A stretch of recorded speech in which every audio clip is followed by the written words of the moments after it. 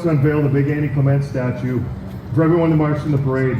I'd also like to thank VEDA, the Keweenaw Foundation, and their dedication to this important project celebrating not only Annie's life and her dedication to the labor movement, but also the deep local history that this event represents in the 250th anniversary of the United States of America.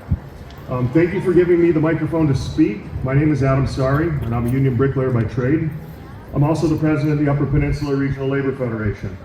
We're honored to be here in Calumet celebrating the unveiling of the monument to Big Annie Clement. About a year ago, my fellow BAC brother, Brian Lonto, who had been following this project, brought up the fact that we've had the ability to maybe reach out and help a little bit and get our hands dirty for the volunteer project. And Brian was up for the dog sled race this winter. He attended the Big Annie Gala, and his Finlander persistence prevailed, and he made the contacts for our organization to help out. So thank you for that, Brian. When we had a chance to pour the plinth and set the paper brick, we jumped. As a union member myself, the pride I have in helping is inexplainable. When I'm in Calumet, I can feel the ghosts of the past everywhere I turn. You can almost feel the past in the breeze. You can smell it in the air, and you can see it in the buildings. This statue brings the past to life. What an amazing place to have what I believe is a living monument to Annie's deeds. I hope this is never just viewed as a statue of someone from the past that did some marching for a union. This is a monument to a will that was passed on to each one of us.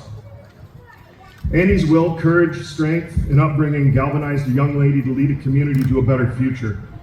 This was all done with threats from the mining managers, the National Guard, local authorities, local businesses, and other miners that came to scab on the striking miners. It's hard to believe that at one point in our local community, state, and nation, it was almost a criminal act for you to want a better life. To want your loved ones to be safe, to come home alive and unmaimed, was a dream from a utopian world. The things that those miners struck for, we don't even think twice about. 8-hour days, 40-hour work weeks. These were considered radical progressive ideas at the time. People had enough time to work, tend their farm and garden, and sleep. 12-hour days, 6 days a week were the norm. Not only that, the dust and danger in the mines was extremely precarious. One man died per week on average in the copper country mines, and thousands more were crippled. The long-term illness made sure even if you made it out of the mines alive, it was a difficult life for most in old age. There was not Social Security, Medicare, short-term disability, any of that.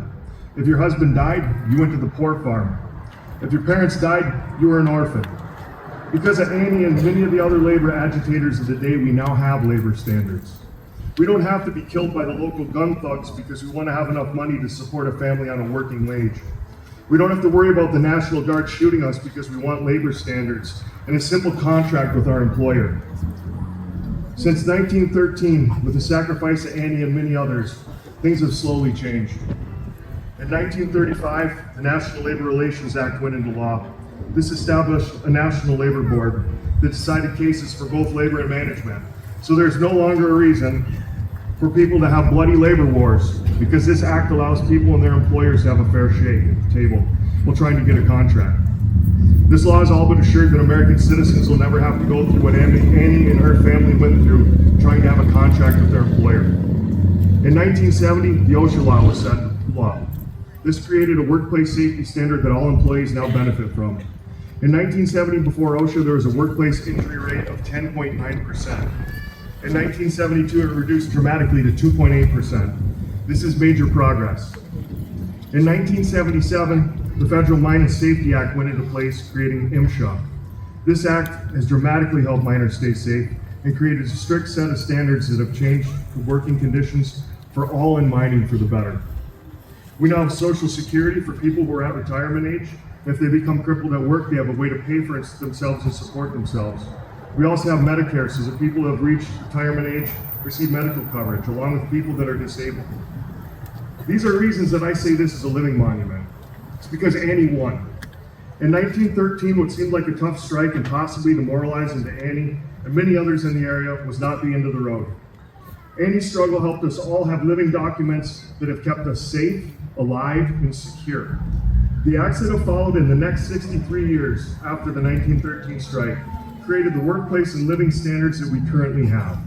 We currently have pensions, health care, fair wages, and safety standards. And this is all what Annie was fighting for. I want to let you know that Annie won the strike in the long term, but now we need to keep Annie's will alive by remembering what she did for us all as Americans. And never allowing their fight to be lost. We are now the keepers of Annie's will. We must push forward to not only keep labor standards that we all enjoy, but for the sake of Americans.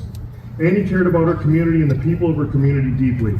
Let's remember that and let's live like her. Let's try to be more selfless and caring about our fellow neighbors. What would Annie do? Thank you all for letting me be a part of this. Viva labor, working class all over this great nation.